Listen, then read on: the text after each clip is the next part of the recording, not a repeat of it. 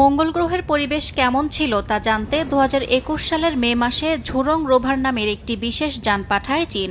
এবার সেই রোভার থেকে পাওয়া তথ্য বিশ্লেষণ করে চীনা গবেষকদের দাবি, মঙ্গল গ্রহে প্রাচীন মহাসাগরের অস্তিত্বের প্রমাণ মিলেছে। মঙ্গলের উত্তর গোলার্ধের ইউটোপিয়া প্ল্যানেশিয়া অঞ্চলের ভূমির নিচে 10 থেকে 35 মিটার গভীরে পাওয়া গেছে একাধিক স্তরের বাঁকা পাললিক গঠন। শুক্রবার চীনের অ্যারোস্পেস ইনফরমেশন রিসার্চ ইনস্টিটিউট জানায়, এই গঠন পৃথিবীর উপকূলীয় অঞ্চলে পাওয়া পাললিক স্তরের মতো, যা সাধারণত দীর্ঘস্থায়ী জলাধারে তৈরি হয়। গবেষকদের দাবি, এই আবিষ্কার ইঙ্গিত দিচ্ছে একসময় মঙ্গলে উষ্ণ ও আর্দ্র আবহাওয়া ছিল এবং সেখানে দীর্ঘদিন ধরে পানি থাকার সম্ভাবনা রয়েছে।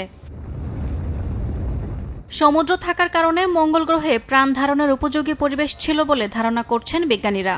ঝুরং রোভারটি 2020 সালে মঙ্গলের উদ্দেশ্যে পাঠানো হয়। 2021 থেকে 2022 সাল পর্যন্ত ইউটোপিয়া প্ল্যানেশিয়া নামের একটি এলাকায় অবস্থান করে তথ্য সংগ্রহ করে রোভারটি।